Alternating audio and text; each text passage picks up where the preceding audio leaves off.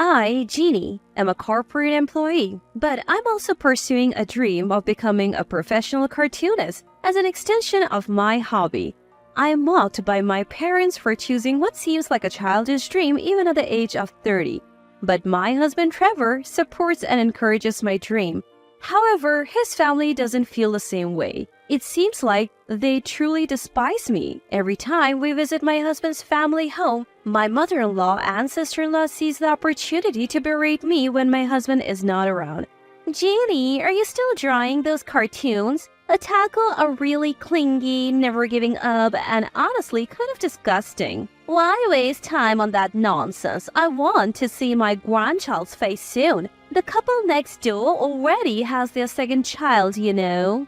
Their jabs about me not giving up and demanding to see a grandchild hit me where it hurts. So I find myself unable to talk back.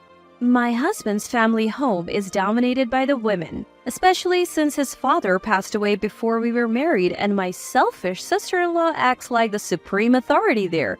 Even now, while sending my husband her brother on an errand, she takes advantage of his absence to be mean to me. She does whatever she wants. Nevertheless, as an only child myself, the existence of a sister-in-law, no matter how bratty or annoying, feels fresh to me. Even though I find her hateful most of the time, I can't ignore her presence. One day, talk of my sister-in-law's marriage came up. She's planning to meet the parents soon. My husband received the call and told me about the date. Wait, I have a meeting that day. The meeting is with the editor of a comic magazine and I am planning to head to an interview afterwards. But since I'm also invited as a family member, I'll have to try to align my schedule. I called my editor Moreau and immediately requested a change in the schedule. Jeannie, may I ask the name of the venue? Moreau is a man around my age and he's very flexible. After I told him the name of the venue, he offered an alternative plan. That's the venue, Jeannie, where you and I are going for an interview. So why don't we finish both the interview and the meeting in the morning, and then you can attend the family gathering in the afternoon. If that's the case, I would really appreciate it. But soon, I would realize in a painful way that my consideration was utterly trivial and irrelevant to my mother-in-law and sister-in-law. A few days later, I was at the wedding venue. As planned, I rented the lobby for a brief meeting and then proceeded to the interviews. I toured the venue and had the opportunity to talk to the people working there. In between the interviews, I had casual conversation with Moreau, who was in charge, and found out he was also engaged. Moreau, you're getting married too? Congratulations! Finally, I found the right person, so today's interviews have been quite informative for me as well. That's wonderful. I hope you have a beautiful ceremony. Later, after having lunch at a nearby restaurant, I returned to the wedding venue. I was led to meet the parents' room, but no one from the other side had arrived yet, and the only ones there were mother-in-law, sister-in-law, and me. My husband, it turned out, had sent a message that he would be late, so he wouldn't be coming for a while. I felt a bit uncomfortable, but it seemed the others felt the same, and sister-in-law suddenly lashed out at me without reason. Listen, Jeannie, I've been thinking, and I don't want to introduce my sister-in-law as a disgusting manga geek. So I think my brother should be single and we'll just pretend you're not here, okay? Mother-in-law, sensing an opportunity, joined in to try to push me out. Yes, that's a good idea. This is a fresh start for my daughter and outsiders should not be allowed. Furthermore, mother-in-law noticed my heavy bags. She picked up my bags, which were placed on the chair, intending to shove them back at me. I had my laptop inside with photos and notes from today's interviews, and I didn't want it handled carelessly. You don't seem to be here for work, so why not draw your favorite manga in a nearby cafe? She said, and predictably mother-in-law dropped my heavy bag. But mother-in-law just watched. Sister-in-law didn't seem to care at all. Mother-in-law, that's awful. My laptop is in there. Oh, I'm sorry, but this is just perfect, isn't it? You can take it for maintenance. It's good that you have a reason to leave now. It didn't look like it was done on purpose, but they were using my failure against me, trying to conveniently push me out. I didn't want to be in this place anymore. That was the only thing on my mind as I silently grabbed my belongings and left the room, almost fleeing. I'm frustrated that I can't retort, but more than that, the way mother-in-law and the others spoke to me is incredibly sad. I even rearranged my work schedule for today. To be called an outsider? If I weren't in public, I might have burst into tears. Hey, Jeannie. Standing at the entrance of the venue, lost in thought about what to do next, a familiar voice called out to me. I looked up and Moro was there. Behind him, a man and woman whose faces vaguely resembled Moro's were standing. Probably his parents? Oh, you're still around, huh? Jeannie, you were supposed to meet the parents, right? Why did you leave the venue? Upon hearing that, I couldn't hold back and told them everything that just happened. Moro and his parents listened silently, looking troubled. After I had more or less finished my story, Moro calmly asked me, by the way, Jeannie, what is your husband's family name? Since I use my maiden name for my work as a cartoonist, not many people know my husband's last name. And I mentioned it to Moro, probably for the first time. Moro thought for a moment and then told me, Jeannie, you don't have to leave. Let's go back. I'll go with you. With those words, he almost forcefully took me back into the venue. When I returned to the room, mother-in-law and sister-in-law were astonished, and my husband, who seemed to have just arrived, was also quite surprised. But the surprise of mother-in-law and sister-in-law seemed to be directed more at Moro, who had accompanied me, than at me. What? You? Why are you with that person? I naturally didn't know since today was the first time I met him, but it seems that Moro is indeed sister-in-law's fiancé. Moro looks at sister-in-law addressing her with the same composed voice he used earlier. His voice is so calm that I can't help but wonder if he's really talking to the woman he's dating. It seems I've misunderstood you. I heard about what you were planning with Mrs. Jeannie. You were going to treat your own brother's wife like a nobody, weren't you?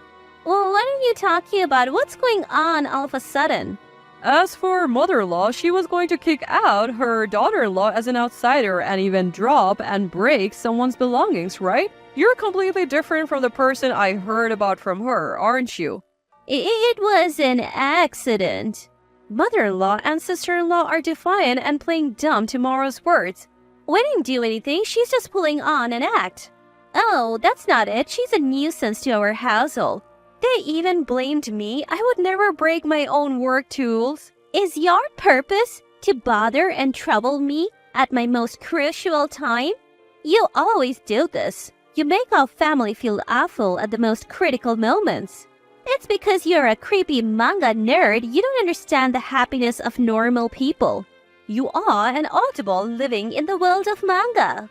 The insults were more unrestrained than usual, making me feel like coming back was a complete mistake.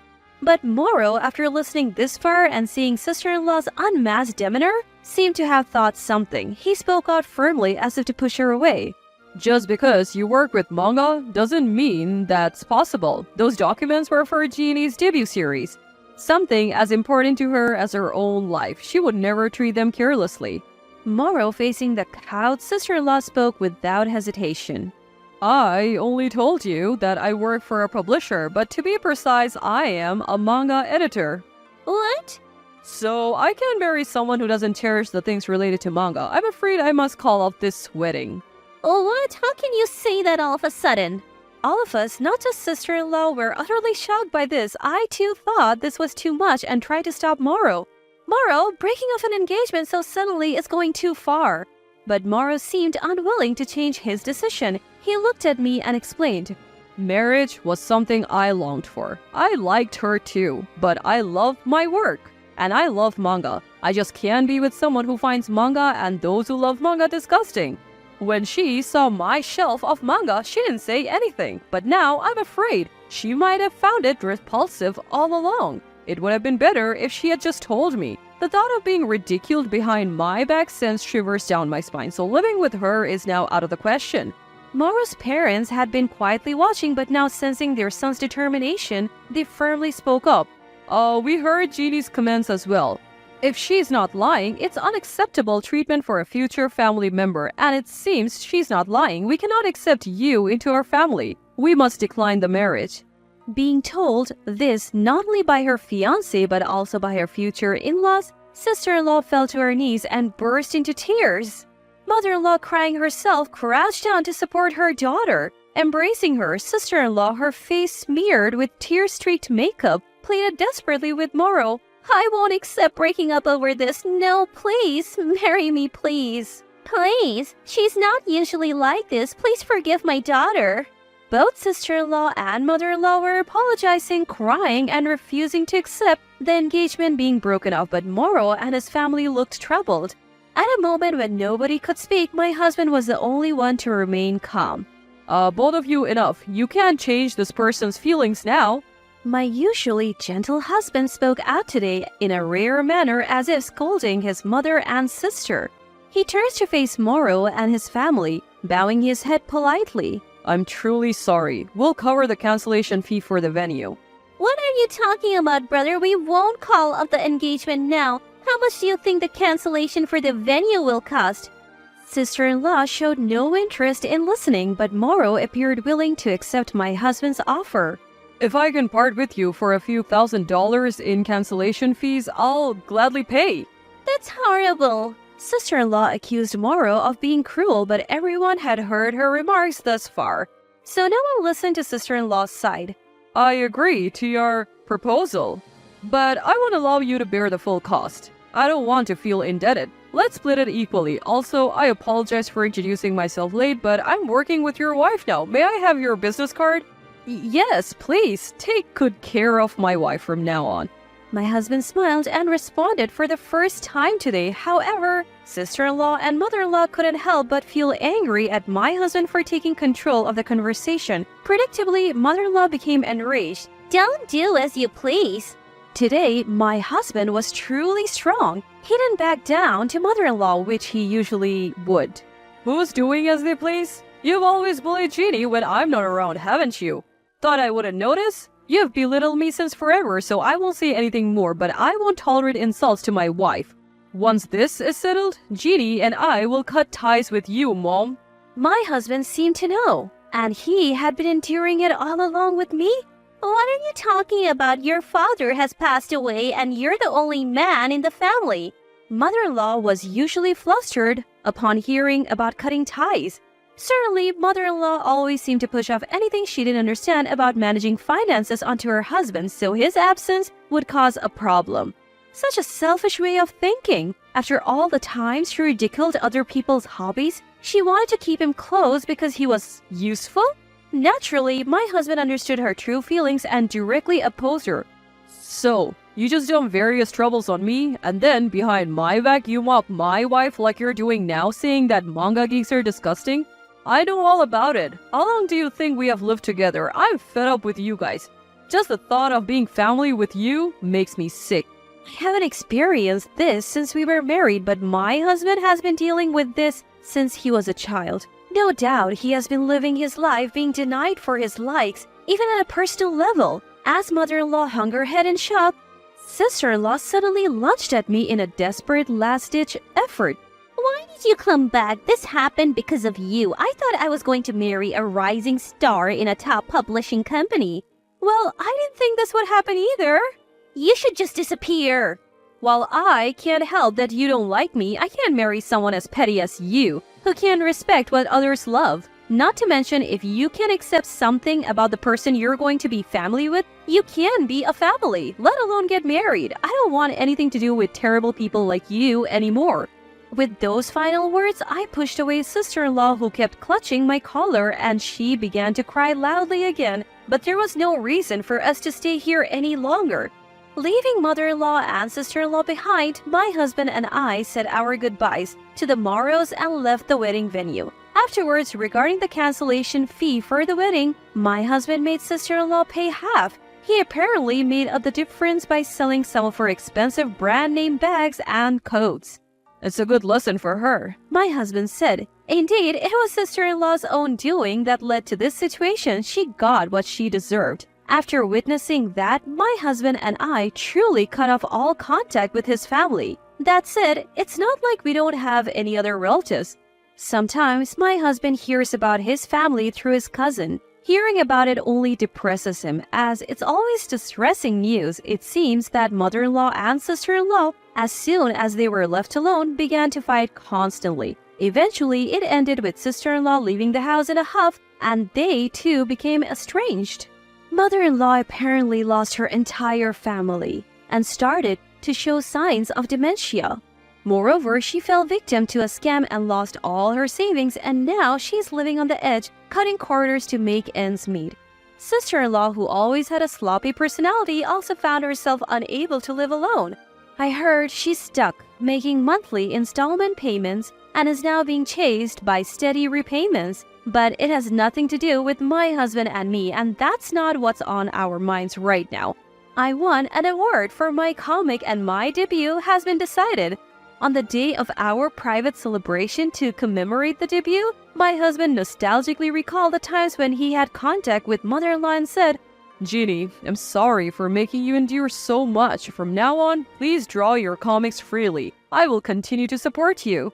Thank you. Supported by my beloved husband, I will now live happily as a comic artist, working more freely and joyfully doing what I love.